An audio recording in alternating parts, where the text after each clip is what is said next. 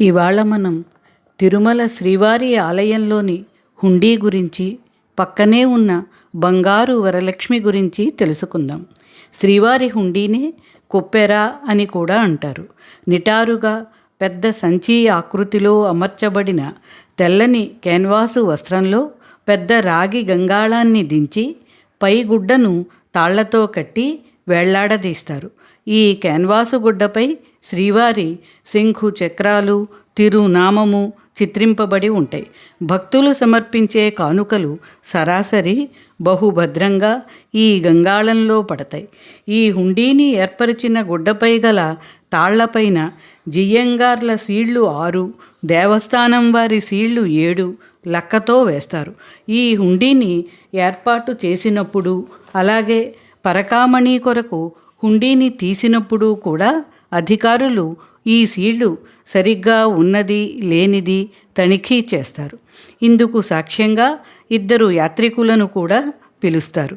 సాధారణంగా హుండీని రోజుకు 2 సార్లు తెరుస్తారు. మధ్యాహ్నం 12 గంటలకు 2వ నైవేద్య సమయంలోనూ, మరలా రాత్రి ఏకాంత సేవా సమయంలోనూ హుండీని తెరుస్తారు. యాత్రికుల రద్దీ ఎక్కువగా ఉన్నప్పుడు, హుండీలో కానుకల బరువు ఎక్కువైన సందర్భాలలోనూ హుండీని రోజుకు 3-4 సార్లు కూడా తెరుస్తారు. ఈ హుండీ కింద భూమిలో శ్రీచక్రం నిక్షిప్తమై ఉందని, ఈ శ్రీచక్రాన్ని శ్రీ శంకర భగవత్పాదుల వారు ప్రతిష్ఠించారని, శ్రీచక్ర ప్రభావం మూలంగానే అపరిమితంగా సంపద ఈ హుండీలోకి చేరుతోందని ప్రచారంలో ఉంది.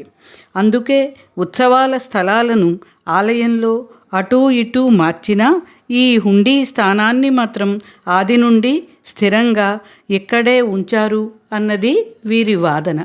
ఈ హుండీ బంగారు వాకిలికి ఉత్తర భాగంలో గల 4 స్తంభాల నడుమ ఏర్పాటు చేయబడింది. స్వామివారి దర్శనం చేసుకుని విమాన ప్రదక్షిణం చేసిన భక్తులు ఈ హుండీకి ప్రదక్షిణ నమస్కారం చేసుకొని తమ తమ మొక్కుబడులను, కానుకలను, నిలువు దోపిళ్లను ఈ హుండీలో సమర్పిస్తారు. బంగారు, వెండి నగలు, మంగళసూత్రాలు, ఇళ్ల నమూనాలు, ఊయలలు, బంగారు వెండి నేత్రాలు, కాళ్ళు, చేతులు, మనుషుల బొమ్మలు, ఇలా ఎన్నెన్నో కానుకలు ఈ హుండీలో కానవస్తాయి. నోట్లు, నాణాలు, విదేశీ నోట్లు గురించి వేరుగా చెప్పక్కర్లేదు.